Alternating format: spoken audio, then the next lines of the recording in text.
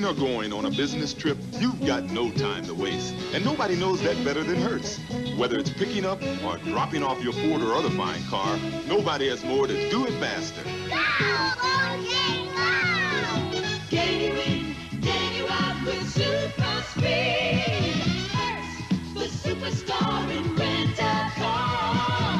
Hertz, the superstar in rent-a-car. You know it.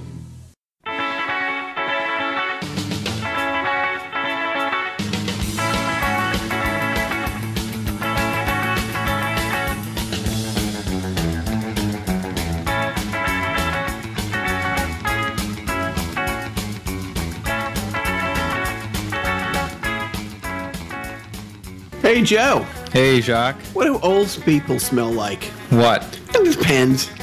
Hey-o. Hey, Joe. What? What do old Trump supporters smell like? What? Shit. Hey-o. What is this, laughing? Hello, Carnies, and welcome to Carnival Personnel. Got a little confused because we just recorded two sideshows. Don't break down the fourth wall. We're coming to you live from our echo chamber. We spent a lot of money trying to sound like we're recording on technology 12 years dated. And I'm just here visiting my daughter. Anyways, Joe, Yeah. Let's get right into it. Okay. All sports all the time. Thank you. 4 days till Pat's training camp. Got 4 days. 19 days to the first preseason game against Jacksonville. 47 days till the home opener or the season opener against KC. But the Patriots aren't the football topic I want to start today's show with. No, what is it? The juice is loose! Hey-o. OJ Simpson. I see OJ. Finally, the Innocence Project got off their fucking asses and got an innocent man sprung. Yep. Yet another example of the white man holding me down. Preach, brother. So, yeah, it's a little dated by the time this is airing, but OJ, soon to be a free man. I think October 1st is his date. Yeah. And speaking of the Kansas City Chiefs, again, 47 days, Patriots open, Thursday Night Football, raise the fifth banner. But one of the 4 parole, officials, it was a 4-person panel overhearing like the OJ parole hearing. Yep. Calls out to Kansas City Sports Radio the day before to give them the heads up that he's going to be on TV, the OJ thing is going to be really big, and that he's going to use that opportunity to show his love of the Kansas City Chiefs by wearing a Kansas City Chief tie at the parole hearing. and then he goes on sports radio in Kansas City the next day to get his pats on the back for showing what a fan he is by, in the middle of a parole hearing, going out of his way. OJ Simpson killed 2 people. Yeah. Allegedly. Thank you. And actually, it's not even allegedly anymore. In the eyes of the law, well, in the eyes of the criminal law, he's innocent. And in the eyes of the civil court, guilty as a mofo. Now, where is the state of Massachusetts with Aaron Hernandez? Yet another innocent man. Right. But it's as a wannabe comedian who finds humor in everything and it tries to, the fact that this guy, and again, this coming from a Patriot guy, who maybe I would wear a Patriot tie if I was a parole officer overhearing a double murderer getting out of prison, but it's like, dude, it's like, this might be it. For me to say this, I get the irony, but a time and place, and again, it's not like Kansas City has won 5 Super Bowls in the last 17 years, but the more important thing is the juice is loose, and he's relocating to Florida. We'd be right. The most upstanding state in the union, by the way. Yeah, because when you think of... I think he's getting a condo next to George Zimmerman. Right by that creepy clown who likes to just stand by the side of the highway. When you hear fucked up news stories, it's always Florida. Right. Well, actually, my favorite Twitter account is Florida Man, which is basically it's an aggregate web Twitter account where they post headlines that basically say Florida man in an emergency room after sitting on broken glass bottle, or does the most outrageous things in the eyes of the law. So now OJ Simpson will soon be a Florida man, probably the Florida man in many eyes. So, the biggest reason with Florida is the terrific golfing, first and foremost. Beautiful. I'm quite sure. Greatest golf. But in the state of Florida, all his pensions are protected from the civil litigation. So even though he owes the Simpson family and the Goldman family, I think it's $35 million. The Brown family, right?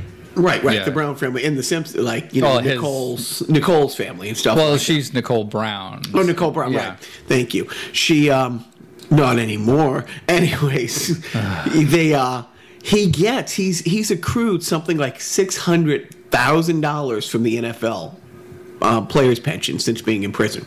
Yeah. They can't touch it. They can't go after it. Can't touch that.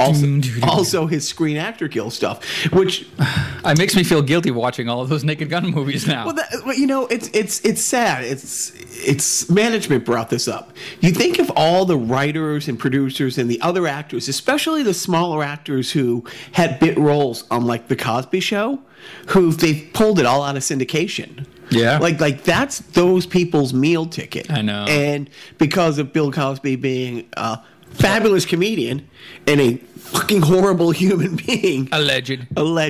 All those people lose out on that. So you think about all the people, I'm guessing like the Naked Gun's not going to be running on TBS anytime soon. I don't think it hurts the download thing. But back to him going to Florida. Yeah, he's running to Florida where they can't, touch his retirements and his annuities and those stuff. So he's coming out of jail.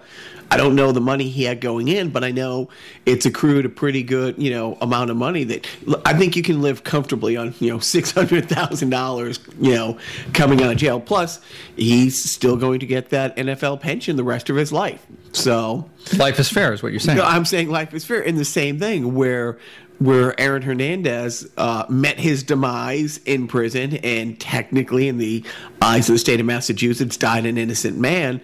His family is now suing the NFL for his salary that because he got cut from the team, and they're going after him from the wrongful termination angle and stuff. So he had part of his, you can't say, he wouldn't have made the team, but the big thing is his signing bonus, it was to be paid out over a certain amount of time when they, cut ties the day he was arrested. He's going back after he's not doing anything, dirt nap maybe, but his family is going after the NFL and the Patriots for that money. So, sticking on the funny sports things, OJ Simpson, and I don't know how much of the parole hearing you heard, but he was retrying the case. Yeah, right. Like as if methinks thou doth protest too much, Mr. Simpson. It's just like, remember when he wrote that book, If I Did It? What the fuck is wrong with you? Yeah, in his defense, he wasn't the guy who physically had the gun when he allegedly went to, I think it was proven. I don't have to say allegedly. He went in and tried to steal back his memorabilia with two armed men that he didn't know was armed. He didn't know. I didn't know. He didn't know the guys. No. They were at the hotel for a wedding that were star fucking getting to hang out with OJ.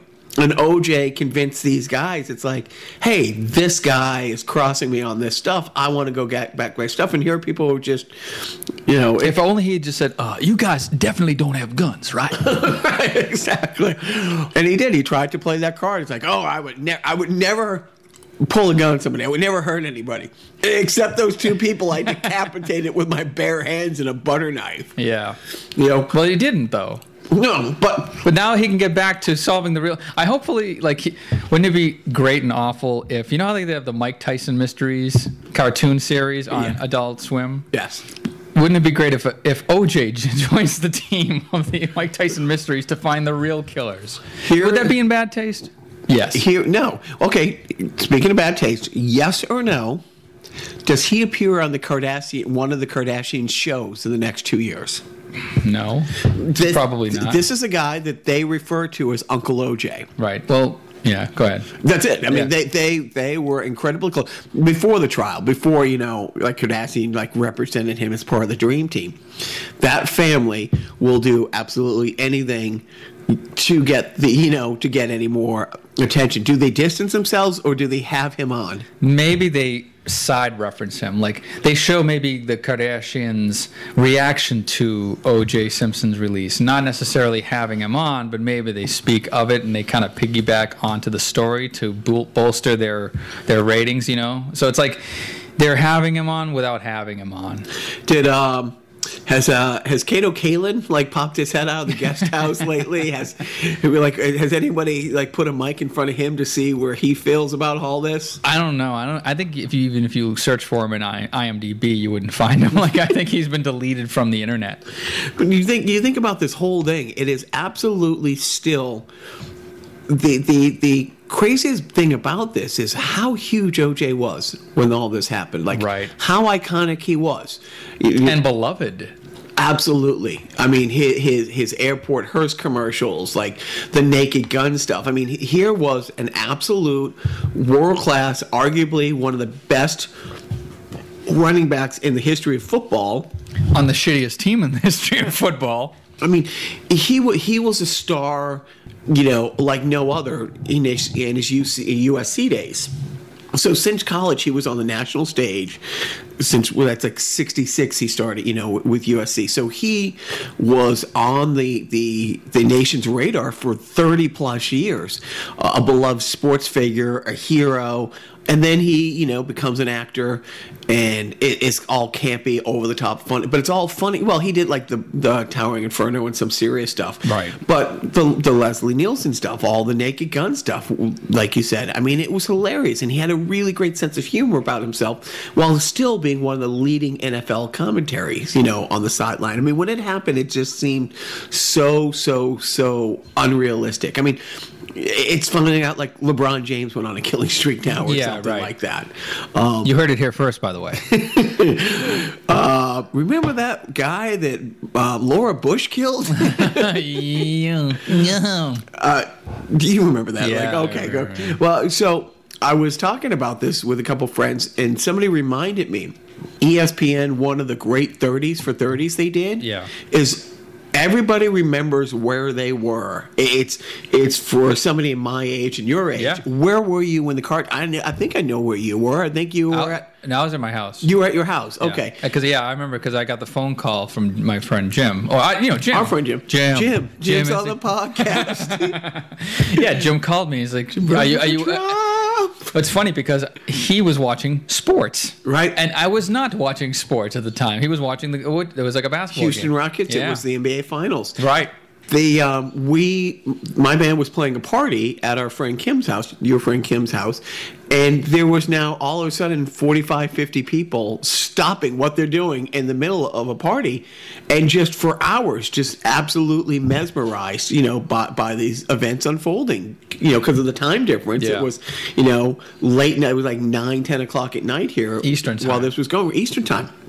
The funny thing is, the 30 for 30 that I'm referencing talked about all the other huge things that were going on that day that are completely lost to history. Yeah. So the New York Rangers had their ticker tape parade down Madison Avenue. It was the first cup they won since 1940. Yes. So they broke that, 45-year drought.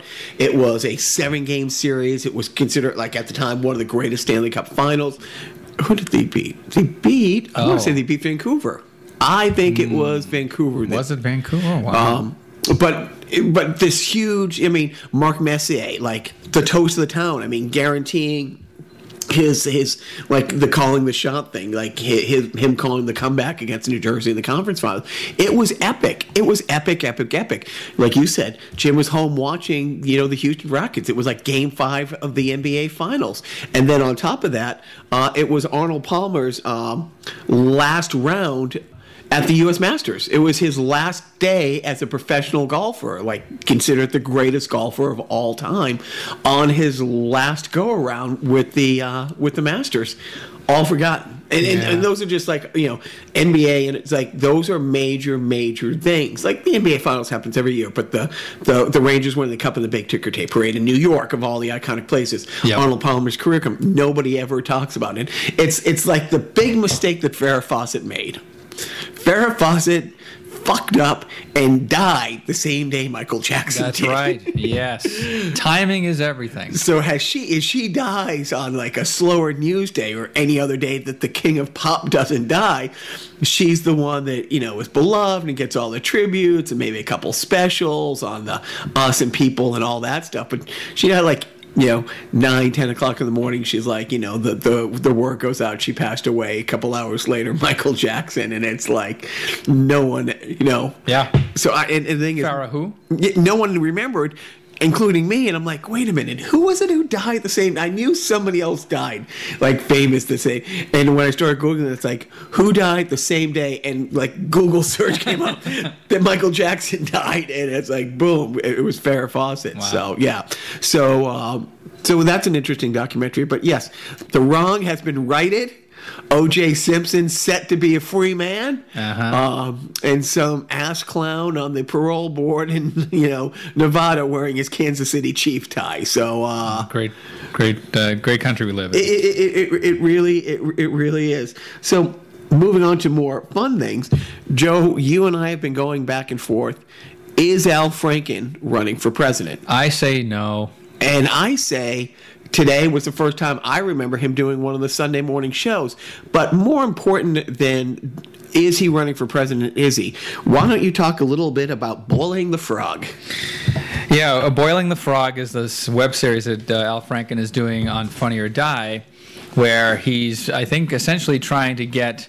He's interviewing different celebrities about climate change and what we can do to reverse it, and how we can, as U.S. citizens, take action to let our senators know and our Congress people know that we want to do something about fighting climate change and not be complacent. And I think his first interviewee is the not late great David Letterman, which I think is fantastic.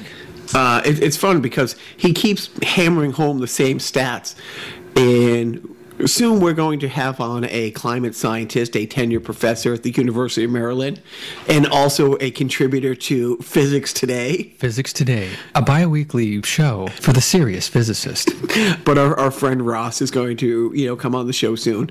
And Ross is in the 97 percentile, the 97%. Wow, that's really low. Of Wait a scientists. second. Oh, wait, it's not the... never mind. And so Al keeps like, Mr. Franken, Senator Franken, Right. President Franken, keeps making these references. It's like, yes, there is 3% of scientists out there who will deny that man is greatly affecting it. They say it's a cycle of life type thing, and then you go in and most of, not all, but most of the 3% of climate scientists out there happen to be working in the petroleum industry. They just and it's the same credible doctors who all through the 60s were telling you, what are you talking about? Smoking's probably the best thing for you. You breathe in, it expands your lungs. There could be nothing better for you. Weight loss is Right. paramount. So I could not recommend more going to Funny or Die, going to YouTube and putting in Al Franken, Boiling the Frog. It is great. Like, because Joe sent it to me the other day, and I'm like, "What the hell is this?" Oh my God, it's brilliant, and it was really fun. Like, here's Letterman, who is looking incredibly homeless. Yet not. Not right. Yes. Yet very, very not. What's the opposite of homeless? David Letterman? Owns many homes and is doing quite well. Yeah. But it is. It's interesting, and it's real. It's Al Franken. So it's very, very smart, but it's funny. Who would have thunk that Al Franken could be very, very smart? The Lorne again writer. Yeah. Bless his heart. So that was really good. Yes.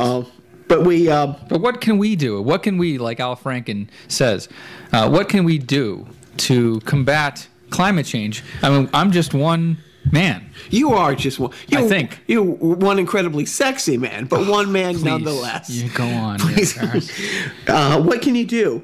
202-224 3121. What? You're talking gibberish, man. What is that? That is the same phone number that your president wants people to call to get his budget passed. Oh, you mean 202-224-3121. Call that number. And so Joe and I, talking, it's like, with healthcare and all these other things, it's like for somebody who lives in California or Massachusetts, you're going to be fine no matter if this horrible bill, faces.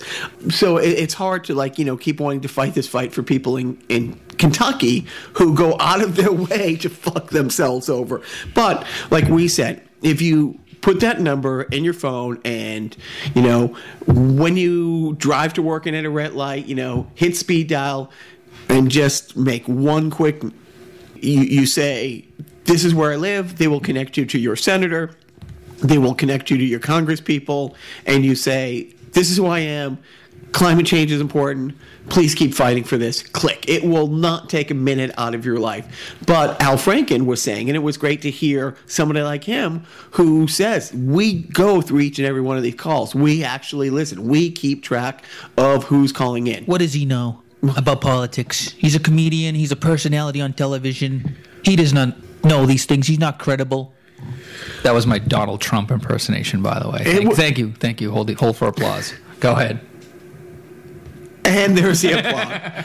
Oh, but these mics and headphones do not pay for themselves. So luckily we have sponsors to help us. Right.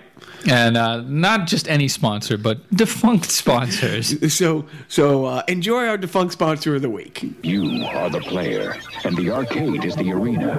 You focus your mind and propel yourself into a universe where you're the master of your destiny for as long as you can keep the trip going.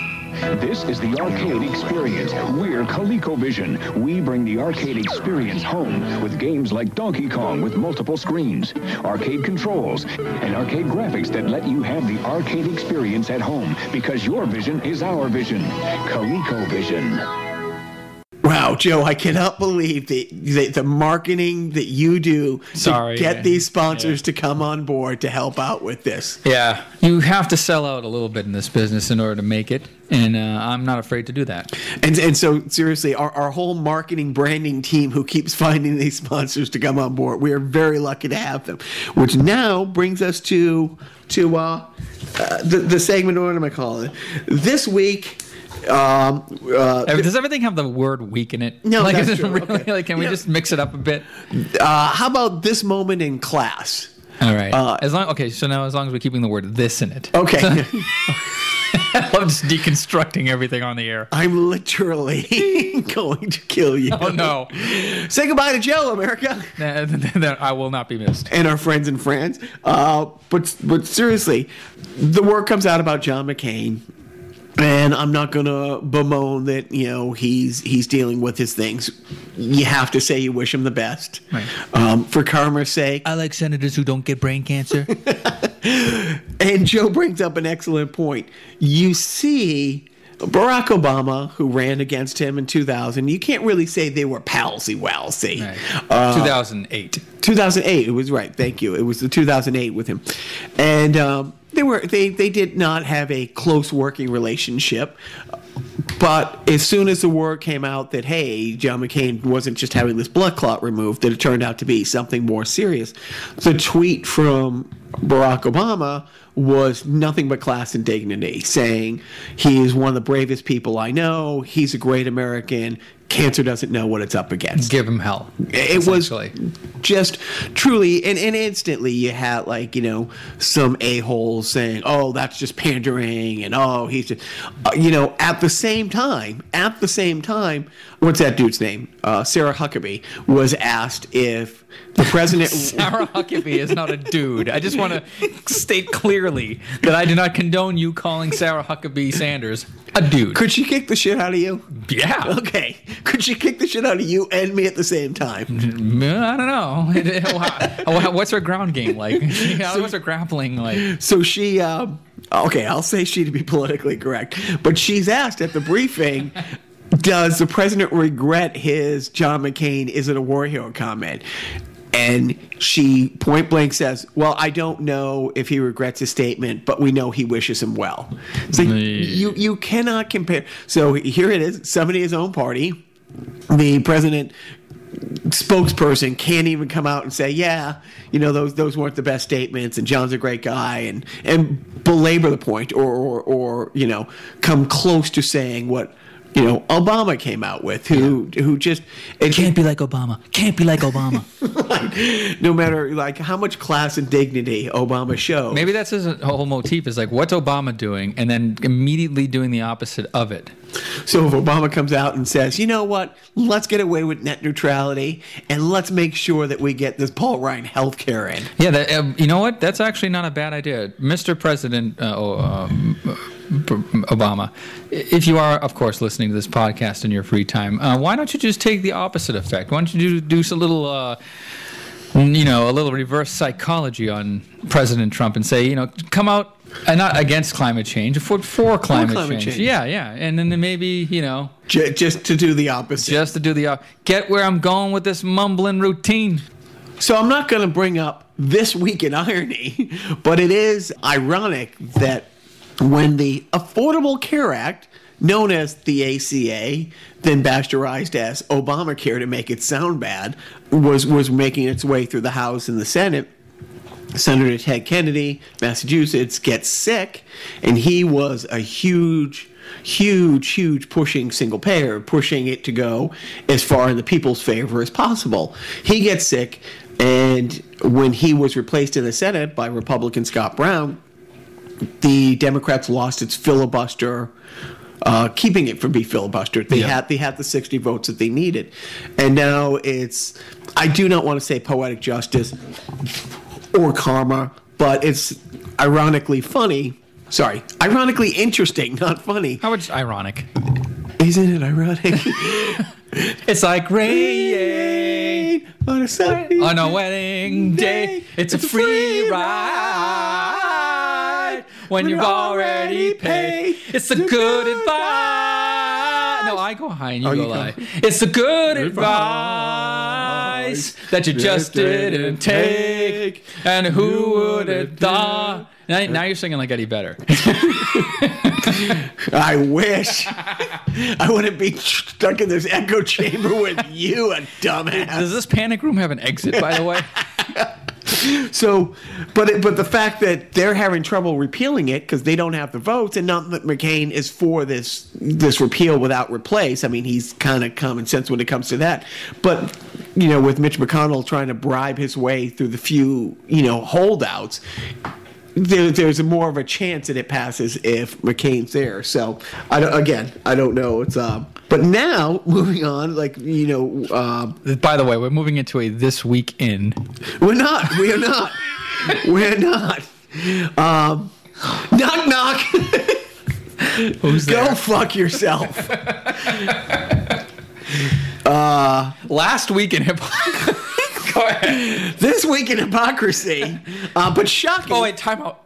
I have to bring attention to this. I thought Jacques was being clever when he typed this on the paper.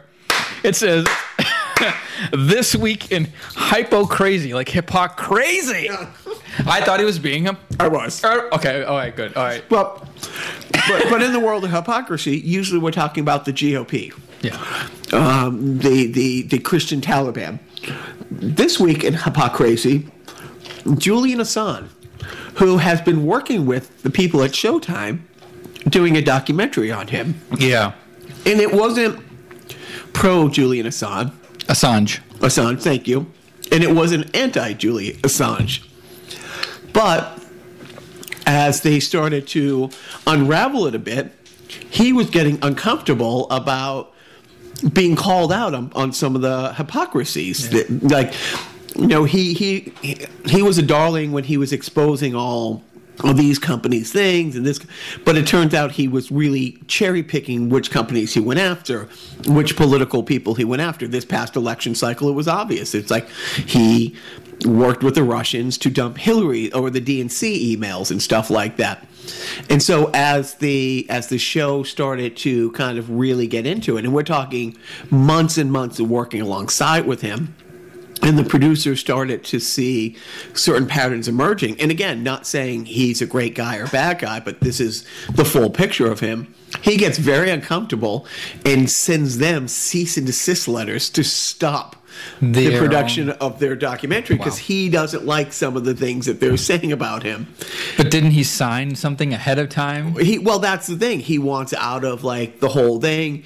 He's trying to say he won't work with them, but he didn't like some of the stuff that they discovered along the way. You mean he doesn't have like a dick pic of the president of Showtime like on file in the chamber, ready to go? He just might, and the president, is fine with it. Oh, by the way, I don't know if the president of the Showtime network is a man. But that doesn't mean it doesn't have a dick. Dude, this is 2017. Sorry. Stop jumping to conclusions. I know. I'm such a ignorant. I'm such a cisgendered fuck. You really are. Like, sidebar here. It's like with the LGBT community. I never know when letters are being added. I try my best to watch all the CW shows where they try to introduce. Wait, what does CW stand for? I don't know anymore. Come on, Whitey. I think so. I don't know. Can't watch? Ooh. No, it's great. But, and that's coming from the 17-year-old girl that I am, that all those, Again, transgenderism right here on the Carnival Personnel Podcast. But seriously, the fact that Julian Assange is sending cease and desist letters because he doesn't like the content that they're uncovering, that they're making part of this, when his entire empire, he's been this darling of the media and, renowned around the world for this champion of the little guy, for getting the truth out there, isn't liking when the tables are turned on him. You know what? I wish did have a cease and desist order on it on our Showtime. Podcast. Oh. That's coming. Our defunct sponsor is going to rise from the grave and put a cease and desist. But that Oliver Stone documentary or interview with Putin, remember that? Okay. Does Putin have dick pics on Oliver Stone? Yeah, right. I think Putin and Assange are in cahoots. Oliver Stone, it was a few years back, did American history. Oh, you're talking about something. Yeah, did an 8-part American history thing, and it was hard to watch. It was hard for him to point out like the real faultings, the American history that you don't find, because look, history is written by the winners. Right. So in our history books, we don't go around bragging. Was it essentially like the chorus of America, fuck yeah, like slavery, fuck yeah? Yeah. Well, it's like the Spanish-American War was started over a fire in a boat that was a complete accident that we blamed Spain on in order to get into this war, and this breaks down exactly who in the administration was, and again, it's no different now than it was then. They didn't have the term the military-industrial complex back then, but to get more money for the military, you needed somebody to go and fight, and it's been a while since we had fought somebody, and this kind of gave the people who make weapons the ability to go and start this BS war. Luckily, we've learned from that mistake and never blamed a country for having done something to the United States as a reason to go into war with them. Seriously, the fact that we have always been taking the high road and gotten all the facts in line. But seriously, Oliver Stone does this great 8-piece documentary, and it's very hard-hitting, and it was nonpartisan. It showed some awful, crappy pieces of legislation that Lincoln got through, and but yeah, like that emancipation. Oh, sorry, that's not the example. Remember what Lincoln said after the 3-day drinking bench? I freed who? But I could use another box. So he, but he did. I mean, it's meant to be a grabber. Never mind. He said shitty things about this Republican, shitty things about Kennedy. The behind the scenes of this, the deal making. It was a really hard hitting 8-part expose. I mean, we're talking like 16, 18 hours of content. Then he goes over to interview Putin, and he honestly makes not Katie Couric, who came over from Fox to NBC? Oh, Megyn Kelly. Megyn Kelly. He made Megyn Kelly look like the, late 70s, early 80s, like grizzled 60-minute. Right, like Edward R. Murrow. That fluff piece that she did, like, paled in comparison. It's like, Oliver Stone looking him dead in the eyes, like, is it difficult being this great of a person? Right. It's like if you were to interview, Bill Belichick. Right. Is it hard being the greatest coach in the history of all sports? Right. But it is. It's disgusting that. And why? Why did he roll over so much? What do you hypothesize? I think because he was scared because he was interviewing Vladimir Putin, a man who murdered journalists for, basically not towing any one of his lines. Oh, he didn't murder journalists. He murdered journalists, opposition people, people in his own party. He didn't He didn't discriminate. And when you follow this, it's sad that. There was all those jokes when Putin, the one meeting that we know Putin met, Trump, basically saying it's like, oh, yeah, we don't have these problems with journalists. No, you don't, because they're all dead. Right. It's just like the same way that the Iranians didn't have problems with gays. Right. Exactly. If they're not around, you don't have a problem with them. We don't have problems with the Jews.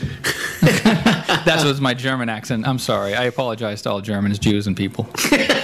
Good. I'm glad that you got the people in there because I know they were there. But it is. It's crazy that somebody like him, who was this, wannabe, get to the truth.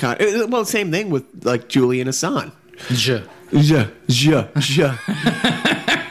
I'm gonna kill you. You're already 3 Coke Zeros in, man. You're starting to slur your words. Thank God I'm not driving, man. Thank God. And somebody busted the panic room, call for help. But but it is. You look at like the power of Putin. The fact that I don't remember Julian Assange releasing any Putin emails.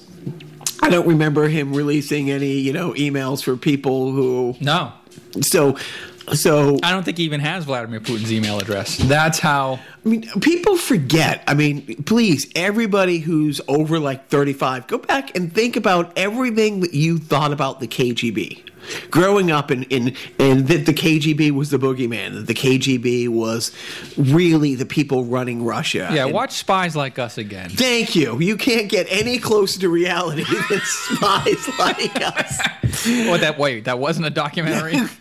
But people forget. It's like Putin came from the KGB. Putin was the KGB. He came up through the ranks of the KGB. And did you hear lately, or the latest comment from Vladimir Putin about he's not sure if he's ready to stop being president? Right. He had, I think there's a 3-term. No, you can't serve more than 3 consecutive terms as president. This is how he gets around it. He sometimes is a president. Sometimes he's a prime minister. He has toggled back and forth between that. I mean, he has lived through. I mean, he came into power. Don't forget when George Bush Sr. was in power. So you're talking, yeah. Wait, he came into power? He took. No, he had Boris Yeltsin in the Clinton years. Boris Yeltsin was in the but Boris Yeltsin was being like. Putin had basically been calling the strings, and it was like the pardons that your president currently is talking about giving himself. He made a deal. What do you mean your president? What do you mean you people? What's going on here? Cheetolini. Yeah, Cheetolini. But because I can't say my president, so I have Loki. Your president.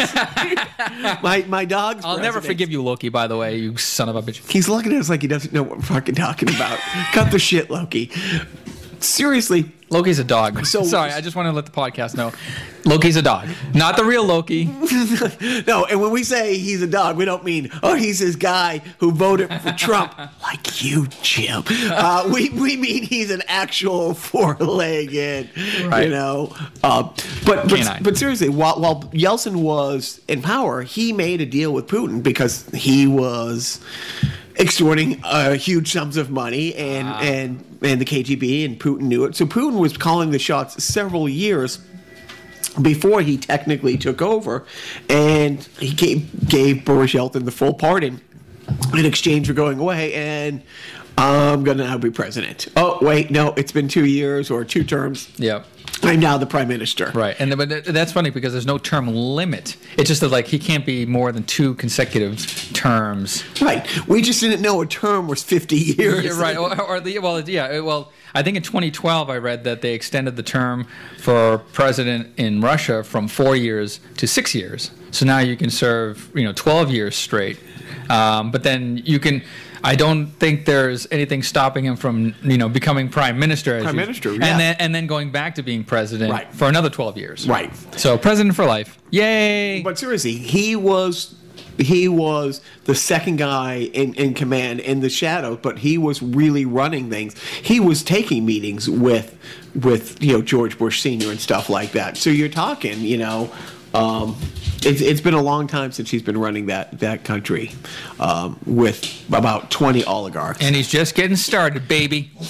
Well, he is. I mean, we've talked about if you gave him if he had a Christmas wish list, if I had one wish, it'd be all the boys and girls of the world to hold hands and sing. All right, forget the kid thing. That's never going to happen. Look up Steve Martin on SNL doing that. But he's destabilizing NATO. He has the current U.S. president truly wrapped around his finger. But and it's amazing that there's nobody to stand up to what's really going on. You got Merkel in Germany, but that's about it. Mm. But on a more positive thing, I was reading about as we are trying to wind the clock back, like back to the good old days, when women couldn't vote and you could own people and all that stuff. Men owned men. But I was reading this, which I was like, wait a minute, is that really happening in Afghanistan? With their version of Sesame Street, they have You're the puppet. You're the puppet. They are introducing a new puppet who's 4 years old and a boy whose sister is 6, and the two of them are hoping that they can go to school together. And how great school will be, because lots of Afghanistan girls, it's still not legal for girls to get educated. So in that part of the world that is, let's say, not progressive, right, especially towards women issues, there is this groundswelling, and they're starting with, hey, let's start educating this group of children coming up. Typical liberal agenda, making its way to Afghanistan. But at the same time, when you find out every new bill coming through Congress, it's like every single one has defunding Planned Parenthood. It's like the place where tens of hundreds of thousands of women go for breast cancer screening. Their whole goal is, how can we defund this women's service clinic? But on the other hand, on the other side of the world, Afghanistan is trying to make strides. Up is down, black is white, dogs and cats living together.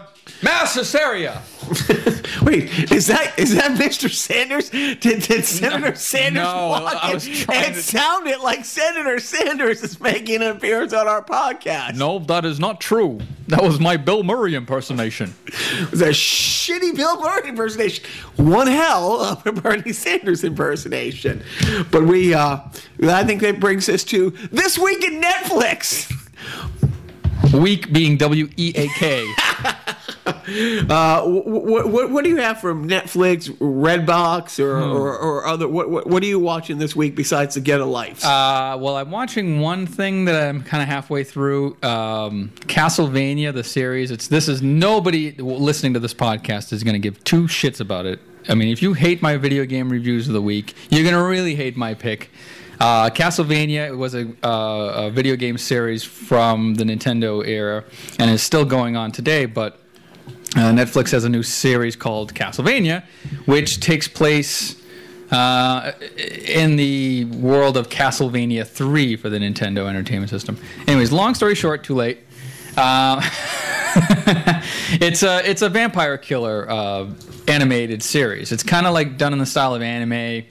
It's very R-rated, very gory, but it's basically the story of Dracula and the little backstory on like the person that becomes Dracula, and then how he's wronged by this community, and he decides to seek vengeance against this community by cursing them with demons and all that shit. But then there's also Trevor Belmont of the Belmont vampire killing clan, who comes to town to save, or at least try to combat Dracula and try to rid the town of Dracula's curse. It's just a very gory, bloody, awesome. Only 4 episodes. It's like a movie, into 4 parts.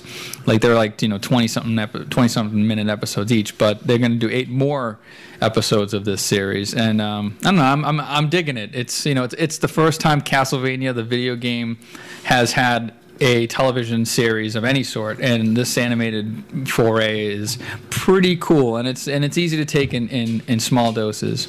So I say that. And as a bonus Netflix pick, it's quasi Netflix, but Comic-Con is out this week. And one of the Comic-Con trailers that was released was for Stranger Things Season 2. And man, if you haven't already watched this, then stop listening now. Go to Netflix's webpage. I don't know how you find Netflix on the internet nowadays. Or go to the YouTube channel, look up the Stranger Things Season 2 trailer, and just be ready to experience that nerdgasm of 80s nostalgia and monsters. And so you want people to watch it right now? Yes. Okay. So wait. Ready? Wow, that trailer was... I'm sorry if that spoiled it for you, but. It's an amazing trailer. So I say 2 things. Watch the Stranger Things trailer first. And then if you have time to kill, watch Castlevania on Netflix. You, Jacques? Glow. As in glow fuck yourself? Actually, I watched a couple things out of Redbox this week. What's a Redbox? If you really hit her hard. Oh, come on. But my pick is coming from an app called Go90. Verizon. I got a call a couple months ago from a buddy of mine who's in the development world, content development world for TV and stuff. Verizon is trying to get into the streaming content development game, a la Hulu, Amazon Prime, and all that stuff. And one of the new outlets that they have is an app called Go90. So he sent me it a little while ago, and I never really got around to checking it out. And then he circled back. It's like, hey, did you see anything on that? This is the age demographic they're going for. This is what they're looking at. I'm like, oh, I haven't looked. I'll look. They had a show that's 7 episodes, and I want to say they're 15-minute episodes. And it's a show called Now We're Talking. It's 2 ex-NFL quarterbacks. One was the starter and his backup that, a season or 2 in, switched positions, like the backup took the starter role, and they were on the same team for 5 years. And this is 10 years after they retired. Uh-huh. And now they end up showing up at the same school for broadcasting to teach you how to be like a sideline reporter and stuff like that. It is absolutely hysterical. You don't have to be a big sports guy, but there's so many little references to other athletes who have kind of segued into this world and where they wound up and kind of how they learned to do all this stuff. So it's fictional though. It's fictional, yeah, but it's really, really funny. Any cameos by a certain? There's lots of cameo. Yeah, there's a bunch of athletes. Does OJ show up eventually? OJ has not made his, but that was last season. So next season, if they come back for a second season, now that the juice is loose. Did you? By the way, going back to that topic, did you hear about the Bunny Ranch offer for OJ Simpson to come on as some sort of a consultant or something? This has to be an awesome joke. No, it's not a joke. You know what the Bunny Ranch is? It's a Do I ever? It's a bordello in Vegas or Nevada. And I guess Dennis Hoff, the owner of the Bunny Ranch, offered a position to OJ Simpson to be part of to do something for their establishment. And the prostitutes that work at the Bunny Ranch have threatened to quit if OJ Simpson is ever involved with their establishment.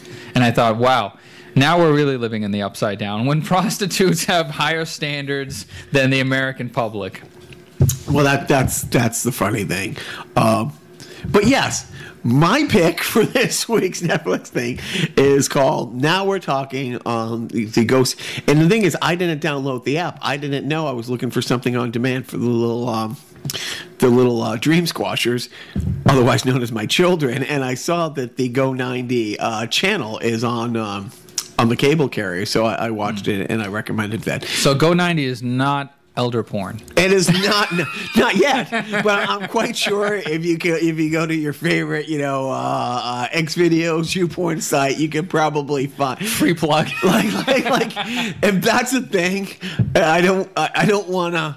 No, this is not a world for me. I'm going to take the Aaron Hernandez route and going to the rickety stool store.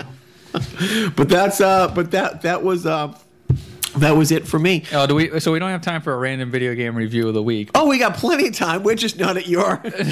Well, we do have video games here. Yeah. But I don't know what's on the shelf.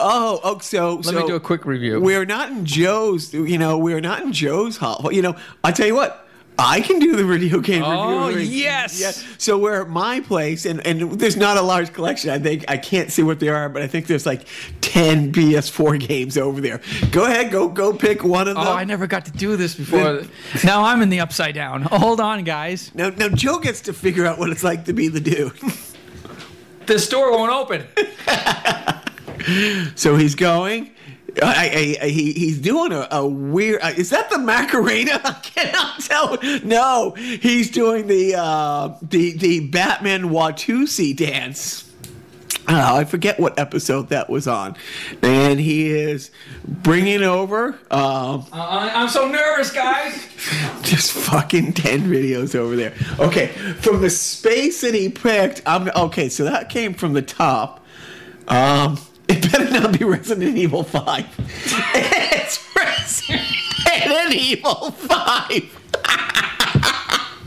Oh, I laugh just because I've been playing this game nonstop for like 6 years now. But you've never properly reviewed it. Okay, I have not properly reviewed it. Okay, Resident Evil 5 is the 5th installment of the Resident Evil. Go on. Wait, you sound like a guy who's doing a book report who's never read the book. He's just reading the cover. Wait, hold on. You didn't take out the disc component, so it plays. There we go. No, this game, it's great. It's I like playing it online. There's two main characters that go through it. Chris Redfield and I don't know Sheva's last name. I don't know if Sheva has a last name. I think it's just Sheva. I think she's like the Madonna of Africa. So she's was she Sade? see what he's done there is just that's why you hang out with smarter people. You feel smarter hanging around them. I should hang out with smarter people then. But and that wraps our last Carnival Personnel podcast. Say goodbye, Loki. Goodbye, Loki. And so yeah, there's like 10 chapters in there. These people are being zombified. You got to find it out, and it turns out to be spoiler alert from a game that's been out for 9 years. It's the same bad guy since the first Resident Evil. By the way, the video games that I typically review have been out for 35 years. So yes, exactly. Spoiler. And it turns out that the bad guy that you thought was, died in episode 4, or you thought he died in episode, whenever he died, is still calling the shots, is still bent on world domination, is still creating these, BOWs, biologically organic weapons that are the size of buildings. It can destroy all humanity, and you have to. Sounds like a great idea. So the bonus content is, what I really like. So the story, from start to finish, if you're completely loaded up with the weapons and stuff like that, and you play on normal or even vet, you can probably blow through in like 2-3 hours getting through the cutscenes. But then they have a couple different options where you can do these side missions that you see other characters slightly interwoven through the cutscenes. They references things that happened in the past that you can actually play what happened in those scenes, and that's really great. It's a lot more fun to play online because the AI in this gets you killed all the fucking time. And this is the PS4 version that was remastered. And thank God it's been remastered, because before the PS4 version came out, I was the only one playing with Jacques on the PS3 version, which, by the way, a little update, my PS3 died. Oh. Yeah. Why are we friends? I know. R.I.P. my PS3. Did this week? Yeah, this week my younger son was playing it, and he goes, "Dad, there's a yellow light, and then it just shuts off by itself." And it got the yellow light of death, essentially, which is a known thing with the PS3 FAT systems, the first generation of PlayStation 3 systems, where they, over years of usage, like the thermal paste that holds that basically protects the CPU from overheating, disintegrates. So when you turn it on, it just overheats automatically, and then it automatically shuts off, and there's no fixing it. The good news is you can get a PS3 for like $50. The bad news is it's like you have to replay all the games to like load up the weapons again. Yeah, all my stuff is gone. Because like we've gone through with all the moving back and forth and stuff. It's like these aren't made to be packed up and lugged around the world Not the way very I have portable. the last like 4 or 5 years, but. So there's been a couple times that we've lost, like the PS3s have cleared everything out, and it does. It takes a couple months to get, back to where you were. Back to where you were. And don't cry for me, Argentina. I'm a guy in my mid-40s complaining that I lost all my great guns. Mid-40s. I hate everything about you. Seriously. So go on with your awesome video game review. But yeah, no, it's a really fun game. It's best because even on the PS3 still. Because it's such a popular game, you can play. There's always people to jump online and play. Right, and this, I think the multiplayer is what saved this game from being derided as like a shitty entry into the Resident Evil, because they're on Resident Evil 7 now. But I understand that Resident Evil 5 was the most of a departure from the series. It was so. I've gone back and played the other one, and 4 is pretty good, but there isn't a multiplayer level to it, so there's not a lot of and if there's one thing I'm not loving about the 7, which I love the game. It's scary as shit. Probably the scariest game, Resident Evil 7, I played. But it's a one-person game. But that's the fun thing about 6 and 5 is you can go online, and even when I plug in the PS3, you can still. Aren't as many people online playing. But again, I highly recommend you going online and playing with somebody, because the AI that follows you, is like 2 feet behind. Yep.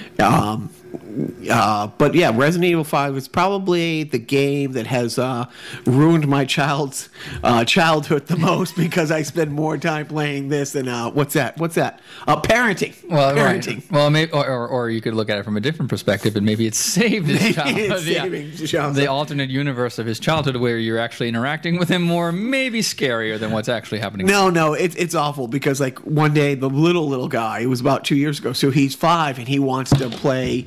You can play the bonus scenes on the same thing.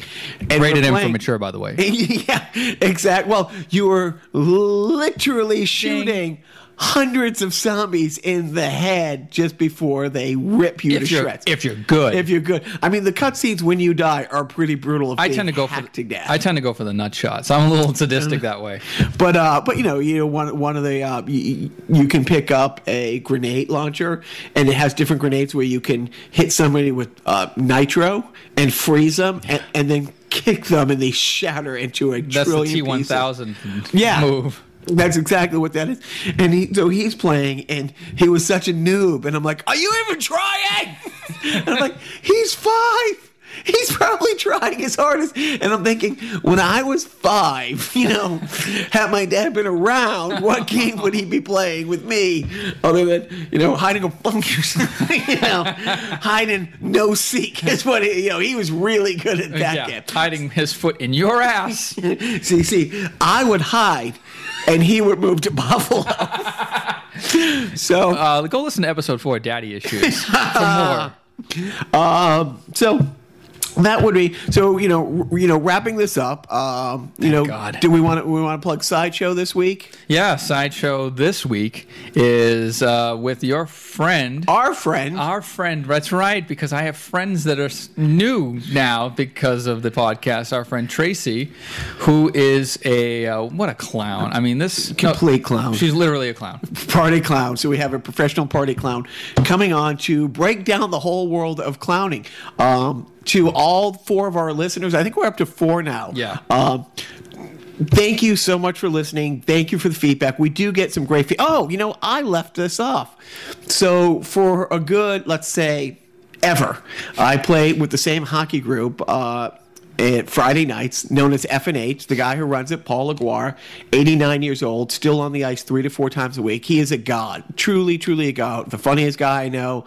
When I say he plays, he doesn't just stand on the line. He's very active. He's completely fucked up what we all think about getting older. Tells the dirtiest jokes, great guy. But anyway, so he runs this Friday night thing. My closest friends, some of the best guys in the world, are there. And I sat in the same stall every Friday for, a good 15 years. I played for like 20, but we moved to this different rink about 15 years ago.